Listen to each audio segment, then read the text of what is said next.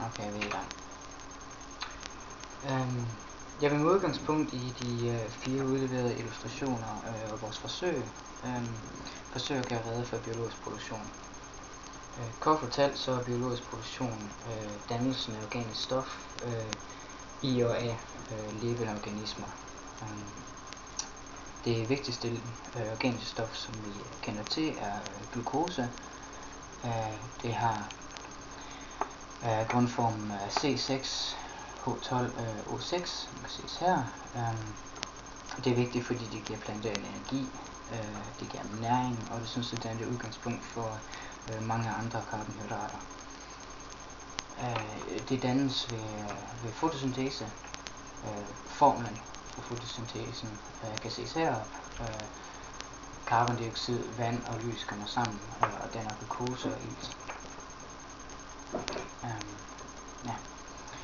To vigtige begreber, som man gerne skal have styr på, hvis man gerne vil forstå biologisk produktion, er bruttoprimerproduktionen og nettoprimerproduktionen. Bruttoprimerproduktionen er et udtryk for den samlede mængde glukose, som hele planten den danner på et givet tidspunkt. Mens at nettoprimerproduktionen er et spørgsmål om, hvor meget glukose der er tilbage, efter at respirationen den også har sin tur. Som man kan se her, bruttoprimerproduktion minus respiration er lige med nettoprimerproduktion. Man kan godt sige, at respirationen er en naturlig efterfølger af fotosyntesen. Den omdanner meget af den glukose, som bliver dannet til ATP. ATP er et meget vigtigt stof, som alle levende organismer gør brug af, fordi det indeholder en hel masse energi. Den energi gør cellerne brug af for at kunne drive alle de processer, som foregår i cellerne.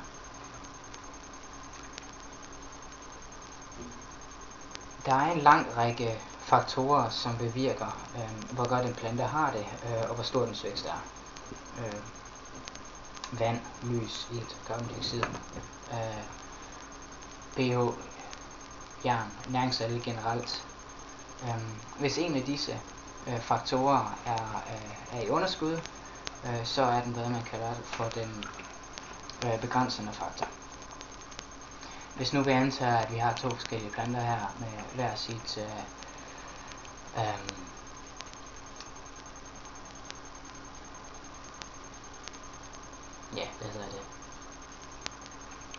hver sine ting,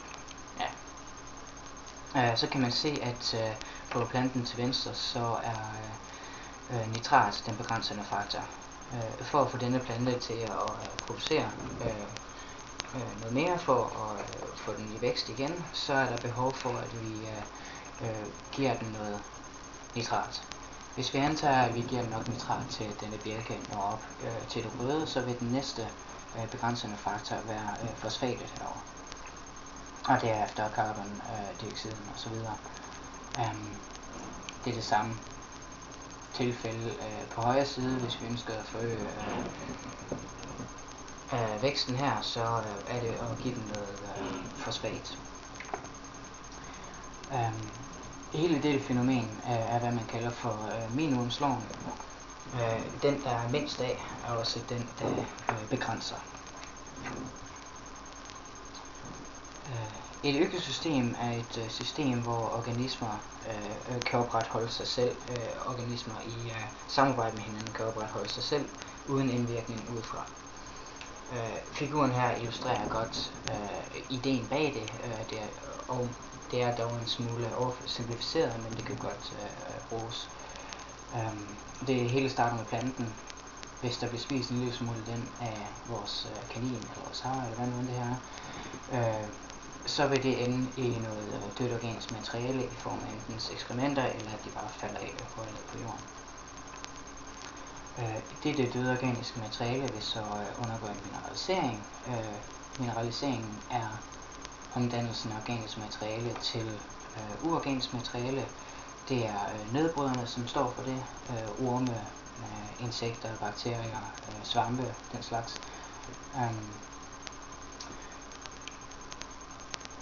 Dette materiale vil som sagt blive til uorganisk materiale i form af næringssalte.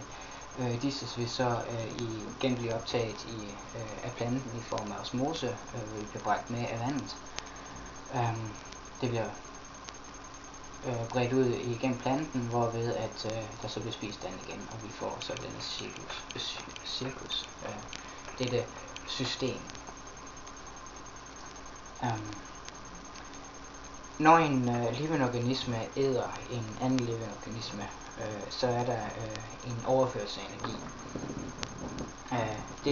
Dette fænomen illustreres godt ved hjælp af energipyramiden. For hver trin i energipyramiden, så er der et meget stort energitab. Det som vi kan se her er, at planterne bliver spist af planteæderne.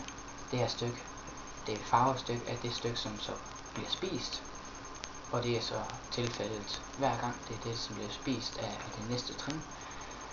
Energitabet består henholdsvis i respiration, varme og afgivning af ekskrementer og den slags. Det hører egentlig til herovre. Respiration og varme. Mens på den anden side har vi ekskrementerne og alle de dyr og planter og alle de levende organismer, som så ikke når at blive spist.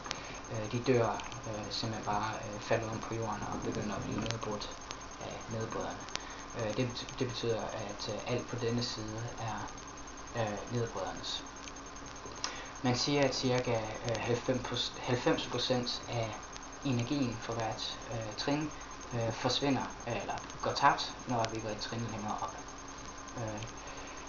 Det betyder også, at populationen bliver mindre og mindre for hver trin, hvilket også er derfor, vi har så utroligt mange planter, utroligt mange insekter, set i forhold til, hvor mange store rovdyr og mindre rovdyr vi har.